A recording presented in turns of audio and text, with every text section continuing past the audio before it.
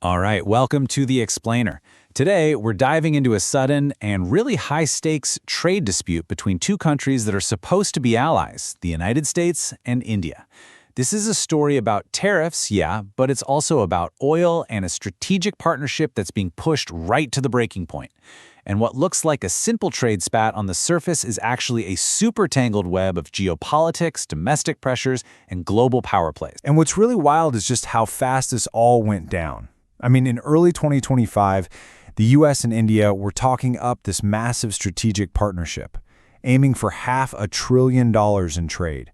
All the talk was about growth, growth, growth. And then bam, just a few months later, that partnership is under incredible pressure, with the US slapping India with a huge 50% tariff on its goods. So you gotta ask, right? How do you go from these ambitious goals to a full-blown tariff war in a matter of months? Why on earth would the United States risk a partnership that it spent decades building, especially when India is seen as such a critical counterweight to China? Well, the official answer is one thing, but the real story? Oh, it's way more complicated. Okay, so let's peel back the first layer here. The official story, the one coming straight from Washington, it's all about one thing: Russian oil.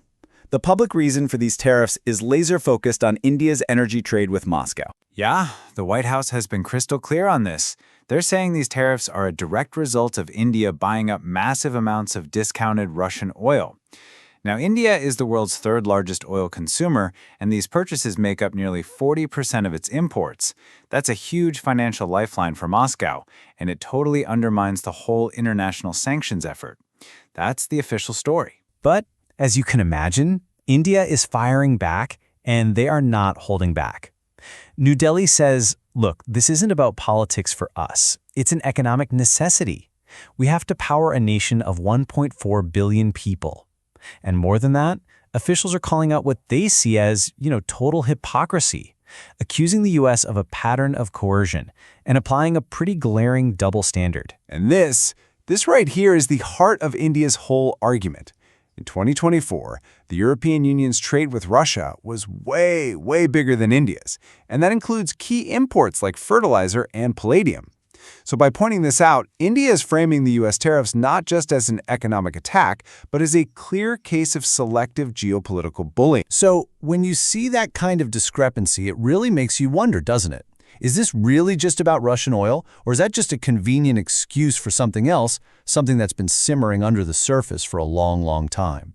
Because when we peel back the next layer, we find a story of economic friction that's been building for years. And that something else brings us to the next layer, a trade deal that's been stuck in neutral for ages. Look, this conflict didn't just pop up out of nowhere in 2025.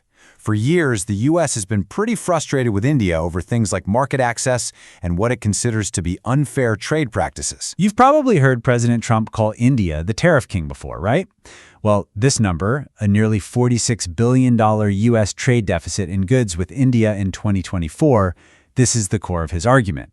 With imports from India blowing past exports, this trade imbalance gives the White House a really potent political reason, for voters back home to get tough on India. And this quote from Prime Minister Modi, wow, it really nails why this trade deal has been so deadlocked.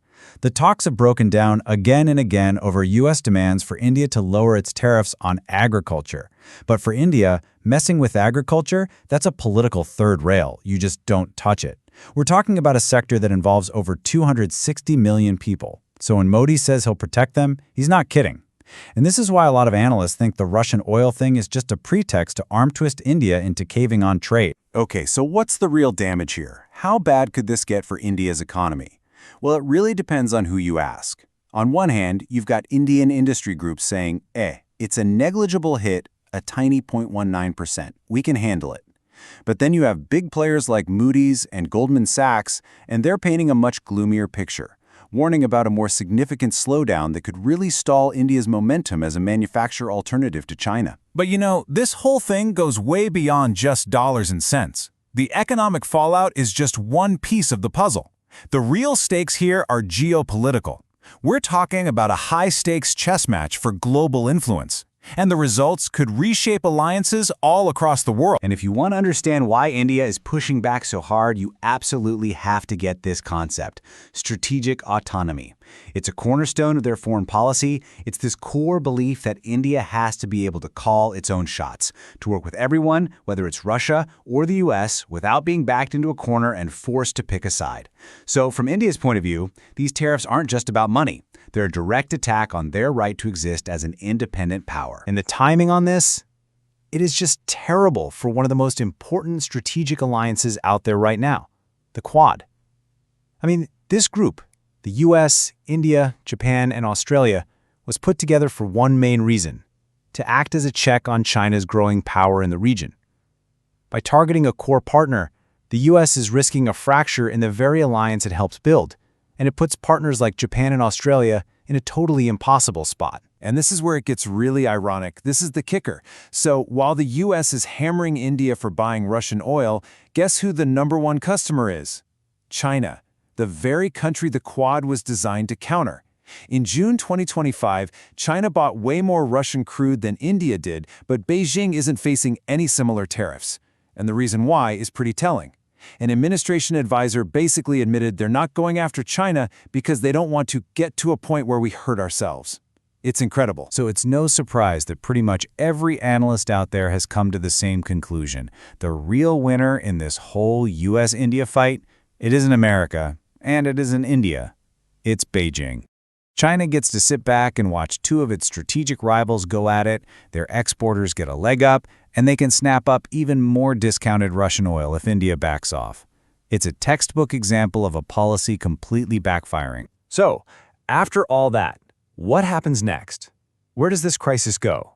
Nothing is set in stone, of course, but the way this whole thing plays out could really shake up the world stage, and analysts are basically looking at 3 possible futures. Okay, so scenario 1, the best case, is de-escalation. They find some kind of face-saving deal, but let's be real, the trust between them is going to be seriously damaged. Scenario 2 is sustained tension. The tariffs stay, the Quad gets weaker, and India's economy takes a hit. And then there's the big one, the most dramatic possibility: a total geopolitical realignment. This is where India basically says, you know what, the US isn't a reliable partner, and pivots closer to Russia and China. That would change everything. And all of this leaves us with one final, really critical question.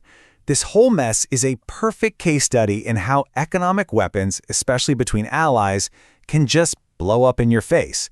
It really forces you to ask, in this new era of global politics, when you use tariffs to punish a friend, hoping to hurt an adversary, what happens when all you do is hurt yourself and help the very adversary you were targeting in the first place? Yeah, the answer is never simple.